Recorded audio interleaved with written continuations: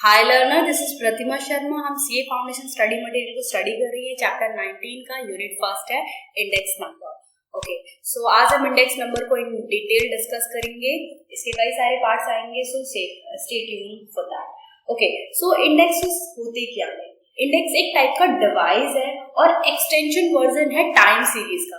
जैसे आपने time series के बारे में सुना होगा। टाइम सीरीज क्या होती है? ये क्वांटिटेटिव डेटा को उनकी अकरनेस के हिसाब से रिकॉर्ड करती है, तो ये हमारी टाइम सीरीज होती है। तो ये टाइम सीरीज का एक्सटेंशन है, कह सकते हो। ये एक्सटेंशन होता है टाइम सीरीज का। ये क्या करता है? ये ऐसे दो वेरिएबल को कंबाइन करता है जो आपस में नॉन कंपेरेबल यूनिट्स है। ओके, सो ये हमारा कहलाता है इंडेक्स। अब इंडेक्स नंबर आपकी government agencies, international agencies, NGOs, ये सारे रिलीज करते रहते हैं। आपने सुना होगा आज इसका इंडेक्स आया, उसका इंडेक्स आया। सो इंडेक्सेस की खासियत की बात करूं तो सबसे पहले क्या होती है? फ्री, यूनिट फ्री होती है। ये क्या होता है? Unit free. ये इसमें कोई यूनिट नहीं होता। दूसरा, इसको कैलकुलेशन, ये इंडेक्सेस नंबर होते हैं प्री डिटरमाइंडेड फॉर्मूले के अकॉर्डिंग कैलकुलेट किए जाते हैं। आज हम इस पूरे पीडीएफ में आपके पास कई सारे ऐसे फॉर्मूले भी गिवन है जिसके थ्रू आप इंडेक्स नंबर को कंस्ट्रक्ट कर सकते हो और कैलकुलेट कर सकते हो। सो इंडेक्स को और इंडेक्स के बारे में पता करोगे तो ये पता लगेगा कि इकोनॉमिक बैरोमीटर्स भी कहा जाता है। इंडेक्स को क्या कहा जाता है? Economic barometer. ठीक है, सो ये बात रही इंडेक्सेस की। और इंडेक्सेस का यूजेस तो जनरल सीए के डिसीजन मेकिंग में, पॉलिसीज बनाने में। आपने सुना होगा कि डीए मिलता है। जैसे गवर्नमेंट एम्प्लॉयज होती हैं उनको डीए दिया जाता है। डीए यानी डियरनेस अलाउंस। वो किस बेसिस पे दे दिया जाए? ताकि जैसे इन्फ्लेशन आ रहा है यानी महंगाई बढ़ रही है तो उनको एक्स्ट्रा अमाउंट दे दिया जाता है। मतलब उनकी सैलरी एक्चुअल नहीं बढ़ाई जाती बट उन्हें एक्स्ट्रा अमाउंट दे दिया जाता है। और ये किस बेसिस पे डिसाइड होता है? कि इंडेक्स नंबर क्या है उस पर्टिकुलर ईयर का। सो चलिए डिस्कस करते हैं इसके इंट्रो के साथ जो इस पीडीएफ में गिवन है। ओके, सो देखते हैं। सबसे पहले इंट्रो के साथ स्टार्ट करते हैं। देखो यहाँ पे लिखा है index number are convenient device for measuring relative change of differences from time to time or place to place। ये वेरी करता है। जस्ट लाइक अर्थमेटिक मीन जैसे आप निकालते हो वैसे ये सेट ऑफ वेरिएबल्स को, यानी ये रिप्रेजेंट करता है set of value over the two और मोर डिफरेंट पीरियड और लोकेलिटी। सो यहाँ पे डेफिनेशन गिवन है कि इंडेक्स नंबर क्या होता है? इट इज अ रेशियो है टू और मोर टाइम पीरियड का जो बेस। देखो इसमें दो चीजें का रेशियो बनता है। एक होता है बेस ईयर और करंट ईयर। बेस ईयर को P0 से रिप्रेजेंट किया जाता है, यानी P4 यहाँ पे प्राइस है। अगर मैं प्राइस का बेस ईयर ले रही हूँ तो P0 से रिप्रेजेंट करूंगी और करंट ईयर को P1 से। सो ये एक टाइप का रेशियो गिवन होता है। जैसे कई सारे इंडेक्सेस नंबर NSI, BSI और WPI और CPI यानी consumer price index, weight price index आता रहता है। तो ये सारे इंडेक्सेस का फॉर्म है। मतलब आप समझ चुके होंगे कि इंडेक्सेस है क्या? बेसिकली रेशियोज है।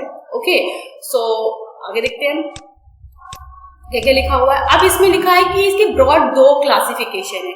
इंडेक्सेस की जो है ना ब्रॉड टू क्लासिफिकेशन है। टू क्लासिफिकेशन कुछ है कि सिंपल इंडेक्स में आप सिर्फ वन वेरिएबल को स्टडी करते हो और कंपोजिट इंडेक्स में जिसमें आप दो से ज्यादा वेरिएबल को इन्वॉल्व करते हो। और ज्यादातर आपके इंडेक्सेस किस फॉर्म में होती है? कंपोजिट फॉर्म में होती है, यानी कंपोजिट इन नेचर होती है। सो इंडेक्सेस को बनाने से पहले इंडेक्स बनाने में क्या क्या इश्यूज है वो हम डिस्कस करते हैं। पहला इशू आता है सिलेक्शन ऑफ डेटा। ये बहुत ज्यादा इंपॉर्टेंट है समझना कि आप वो ही डेटा लो जो आपके इंडेक्स को प्रॉपर डिफाइन करें। ठीक है, so selection of the data is very important कि आप उसको सही से लो। जैसे purpose to knowing the cost of living. अब कॉस्ट ऑफ लिविंग में कौन कौन से कंपोनेंट आते हैं? पहला कंपोनेंट आता है शेल्टर और दूसरा आता है food, transportation, energy, clothing, health care, child care. ये मेन कंपोनेंट है कॉस्ट ऑफ लिविंग निकालने के लिए।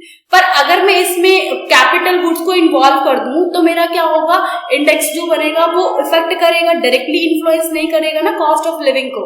तो वही कंपोनेंट को लो जो आपके रेलेवेंट हो, यानी सिलेक्शन ऑफ द डेटा में आप डेटा की कंपोनेंट रेलेवेंट वाले बेस पे ही आप सिलेक्ट करो। तो सिलेक्शन ऑफ द डेटा ये बहुत टफ टास्क हो जाता है अगर आप इंडेक्स कंस्ट्रक्ट कर रहे हो। सो दूसरा कौन सा इशू है, दूसरी इशू की बात करें, ओके। सो पहला अब आता है, यहाँ पे लिखा रिप्रेजेंट करना। जैसे आप सिलेक्ट करते हो डेटा को तो उस टाइम डेटा को उठाते हो तो कैसे उठाते हो, रैंडम सैम्पलिंग बेस पे या फिर स्ट्रैटिफाइड रैंडम सैम्पलिंग बेस पे।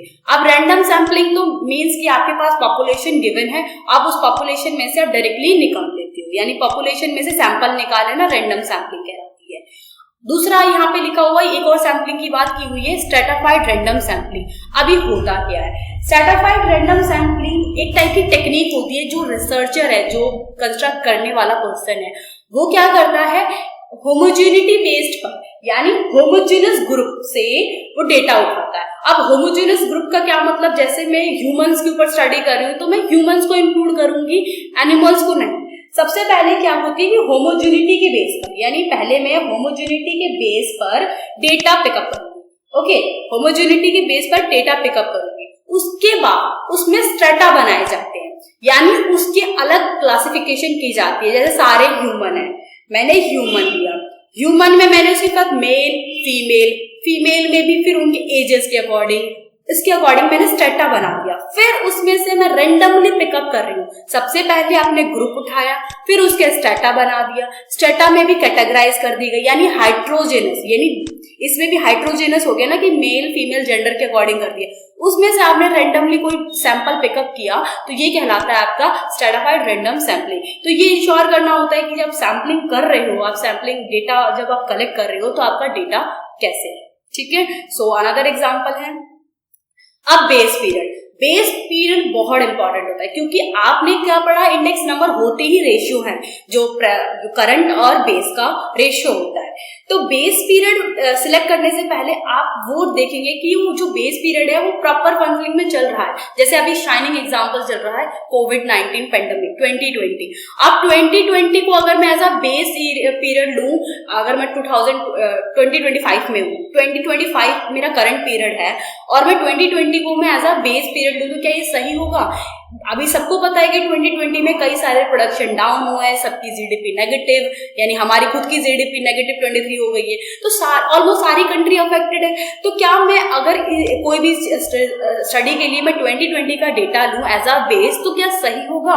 नहीं, ठीक है। तो आपको बेस पीरियड अच्छे से चूज करना होता है कि वो ईयर लो जिसमें कोई ऐसी घटनाएं नहीं हो, जैसे अनप्रिडिक्टेबल एक्सीडेंट या फिर कोई डिजास्टर ना हो जिसकी वजह से बहुत ज्यादा नुकसान हो।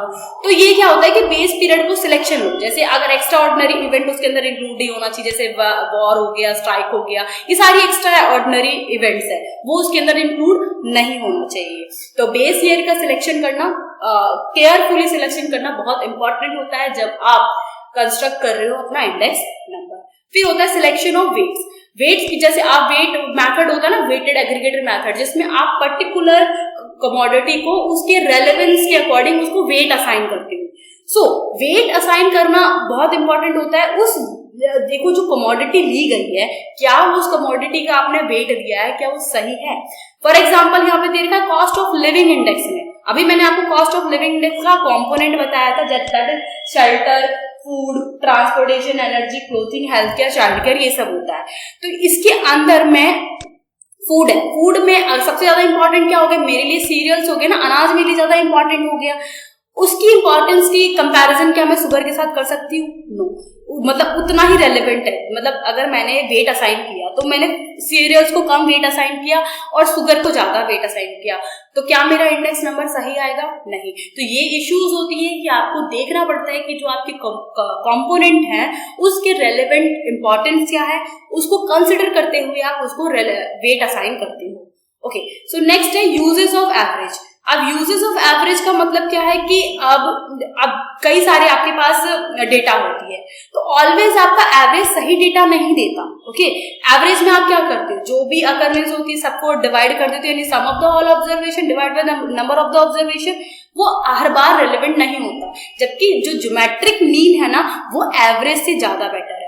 ठीक है, तो आप जब अपनी इंडाइसेस बना रहे हो, indices nothing but is a plural form of index. Okay, arithmetic mean is use as simplicity. जैसे नॉर्मल से डेटा हो तो सिंप्लिसिटी के लिए आप अर्थमेटिक मीन यूज कर रहे हो, यानी एवरेज ले रहे हो। बट आपके पास अगर इंडेक्स बना रहे हो तो आपके पास ज्योमेट्रिक मीन लेना ज्यादा अच्छा होता है, यानी रिलेटिवली उसकी इंपॉर्टेंस ज्यादा होती है। सो ये इश्यूज है। आगे देखते हैं, नेक्स्ट आता है चॉइस ऑफ वेरिएबल। अब वेरिएबल्स जो आप जिस पे आप स्टडी करने जा रहे हो उसकी चूज करना, उसको कैसे चूज कर रहे हो। जैसे अब टाइम टू टाइम दीज में बी एवरेज ऑफ सर्टेन, अब जो आपको वेरिएबल है, for example price index number, price index number में एक एग्जांपल दे रखा है, price index number, it is necessary to decide whether to have wholesale price और रिटेलर प्राइस। अगर आप अगर प्राइस इंडेक्स नंबर को बना रहे हो तो आपके पास डिसाइड करना पड़ेगा कि आपने कौन सा वेरिएबल लेना है, होलसेल लेना है या रिटेलर लेना है। जो आपका जो चॉइस है would be depend on the purpose, कि आप किस पर्पस से कर रहे हो वो आपको डिसाइड करना होता है। तो जो भी मतलब कुल मिला के जो आपको वेरिएबल होता है वो आपको अपने पर्पस के अकॉर्डिंग डिसाइड करना होता है। Okay, selection of the formula, ये भी इंपॉर्टेंट होता है। कई सारे जो आपके ऑथर हैं, स्टैटिस्टिशियन हैं, उन्होंने अपने अपने फॉर्मूले दे रखे हैं। अब आपके पास फॉर्मूला, जैसे अगर मैं लेस्पे का फॉर्मूला यूज कर रही हूँ, लेस्पे का फॉर्मूला बेसिकली प्राइस इंडेक्स को कैलकुलेट करने के लिए किया जाता है। तो अगर मैं प्राइस इंडेक्स को कैलकुलेट करने के लिए किया जाता है, फिर अगर मैं कोई और फॉर्मूला लगा रही हूँ तो मेरा जो रेलेवेंट जो रिजल्ट है वो रेलेवेंट नहीं आएगा। ओके, सो आप फॉर्मूले को सही से सिलेक्ट करें, क्योंकि हर एक फॉर्मूला अपने आप में वेरी करता है। अभी आप इसके आगे नीचे और पढ़ेंगे कि टाइप्स ऑफ फॉर्मूले में आता है, आप 3-4 टेक्निक्स पढ़ेंगे। ओके, तो उसमें आपको क्लियरिटी होगी कि फॉर्मूले की इंपॉर्टेंस क्या होती है।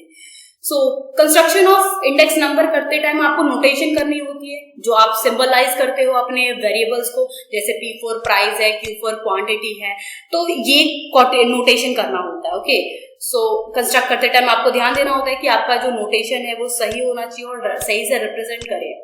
ओके, अब relatives, one of the most simplest example of index number is price relative, which is ratio of the price of single commodity in the given period to its price in another period। इसे कहते हैं relatives. जैसे आप relative measures निकालते हो ना, PN क्या है यहाँ पे, सम ऑफ द करंट, जो भी आपके पास प्राइस जो भी गिवन है ये करंट का होता है, P0 आपका बेस का होता है। ओके, सो रिलेटिव प्राइस निकालने का फॉर्मूला कुछ इस तरह समझा रखा है, क्वांटिटी के लिए सेम और वैल्यू के लिए इस टाइप का। ओके, सो ये देख लीजिए कंस्ट्रक्शन है।